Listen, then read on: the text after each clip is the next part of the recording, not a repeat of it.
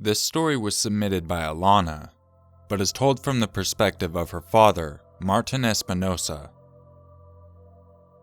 During the time that I was a police officer in the city of Seattle, I had many adventures and some close calls. One of those occurred in the summer of 1972. It was Sunday, a warm day, and one in which the Georgetown precinct in South Seattle sent out a skeleton crew to patrol the large area of the city. This happened at times because of scheduling, furloughs, and just bad communication between the sergeants that did the weekly scheduling. This particular Sunday, I was partnered with Mark K. Our assignment included taking calls in South Seattle and in West Seattle, an area separated by Puget Sound, which necessitated crossing the West Seattle Bridge to answer calls. This is a very large expanse to cover, but without choice as several officers were off, making it necessary for us to become a sort of umbrella car in several districts that were without coverage on this particular Sunday. Around 1 p.m., we received a call of a domestic disturbance at the Southside address on Beacon Avenue. The caller wanted her husband removed from the property. We were to stand by and maintain the peace while the husband removed his belongings and left the house. Since domestic disturbances are among the most dangerous calls that police respond to, we arrived to the address in a short time and took caution while approaching the residence. About a year earlier, a police academy classmate of mine was dispatched to a domestic disturbance in West Seattle and was killed by a shotgun blast through the front door of the residence. Mark and I understood the importance of approaching the house with caution, as all calls are different in nature, some benign and some lethal. We knocked at the front door. It was answered by a very beautiful young woman, around 27 years of age. Mark and I looked at each other. Our inner thoughts are our own as we look at this woman. My thoughts were that she didn't appear to be injured, was well dressed and well groomed, and most importantly, was in control of herself. I asked her where her husband was at. I was concerned because I hadn't heard a commotion or any loud voices, and mainly because I didn't know at this point what their intentions might be. She informed me that he was in the master bedroom, and I told her to take us to the bedroom. A young man also around 27 years old was standing deep inside the room, near a fireplace. Mark stood about 7 feet away from the husband, to his right. I stood further back, about the same distance from the wife, also to the husband's right. Mark and I stood as to have peripheral view of both parties. Satisfied that we could now proceed, I asked the wife for information on why we were there. The complainant related that her husband was abusive, would beat her, and was extremely jealous and controlling. She called us because she wanted him out of the house. At this point, the husband became agitated and verbally combative. Mark tried reasoning with him, to no avail. The husband then picked up a poker from the fireplace. He held it in a menacing position, but Mark was able to keep him at bay by talking to him and asking him to put down the poker. I observed this while waiting to see if the husband would calm down, as it seemed to me that he was just posturing and wouldn't take it any further. Mark and I were totally concentrating on the husband at this point. Suddenly I heard a bullet discharge from a gun behind me and to my right side. The bullet whizzed past my nose, so close that I felt it pass by, and then a second, and a third.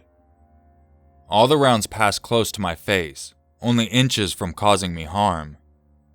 The bullets passed close to Mark too, but neither of us were harmed. I turned and saw the wife holding a small .32 caliber semi-automatic gun. I stepped towards her and disarmed her. I turned towards the husband, saw that Mark was unharmed, and observed the husband fallen inside the bedroom closet. He was hit in the chest and leg. Mark tended to him as I arrested the wife and handcuffed her. I then called for an ambulance. The husband did not sustain life-threatening wounds and was transported to Harborview Hospital for treatment. We secured the house and transported the wife to police headquarters. The wife related before booking that she was tired of her husband's jealousy and constant beatings. She purchased the .32 caliber handgun for protection because she feared that her husband would eventually kill her. I thought to myself, how sad. A beautiful woman like this trapped in her own beauty. In conclusion, the DA declined to prosecute the suspect. It was determined that she was a victim of abuse and had suffered enough. I don't know whatever happened to her ex-husband. Mark and I went on and had a few more close calls along the way. The best job I ever had.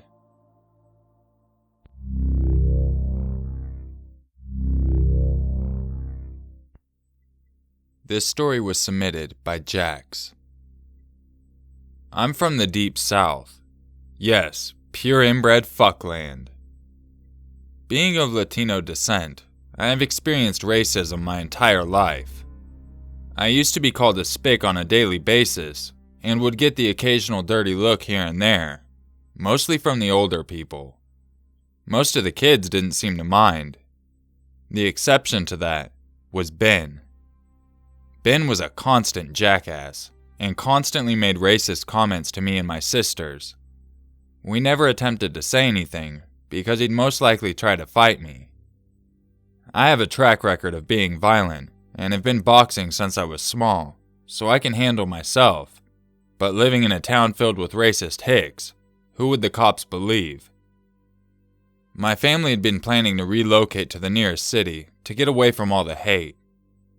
Ben heard about this, and then offered to send us away with a going-away party, but only my sisters and I were allowed to attend. Ben had started planning it out for weeks, even being nice to us. Me being the naive person I once was, I just went along with it. The night of the party was particularly cloudless. The air was humid and felt sticky to the touch, as usual, and the mosquitoes were eating us alive on the walk over to his house.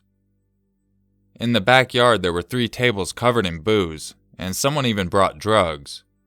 The typical stuff you'd find at a rave: ecstasy and acid tabs.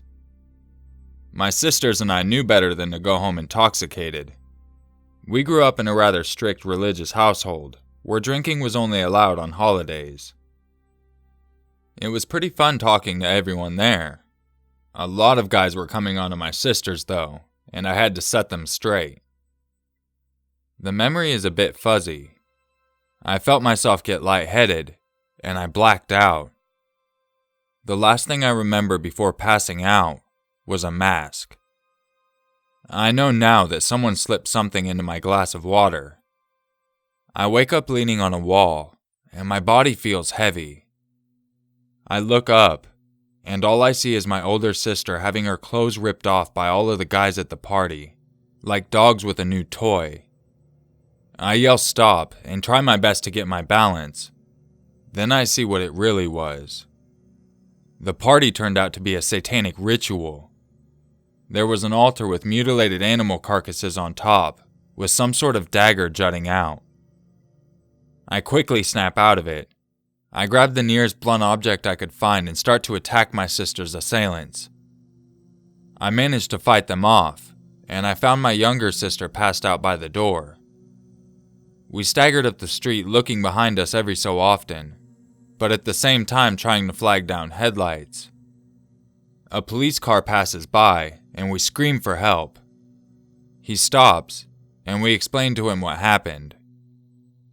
When they went back to check out the house, they said it had been abandoned for years. We gave the names of the people at the party, and none of their names came up in the police database.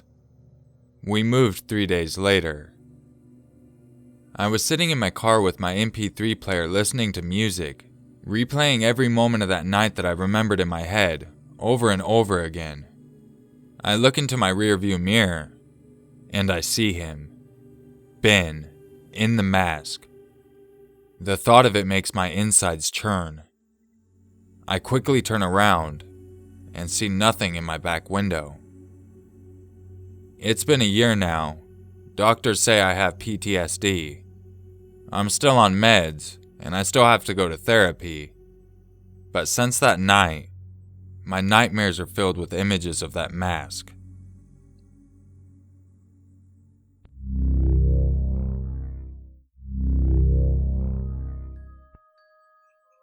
If you enjoyed this video, you know what to do. A big thank you to everyone submitting their stories, and if you'd like to share your own story, I'll have all the information in the description on how to do so. So for the first story, the officers were very lucky to not get shot by that lady. I'm still kinda confused as to why she didn't have charges at least brought up, especially since they said there were no signs of physical violence. Now, that's not saying he didn't do it. You would think that they'd bring it to court to at least let a judge decide what happened. But who knows, maybe there was something we didn't know about. The second story. That seems like something you would picture when you thought of horror in the South.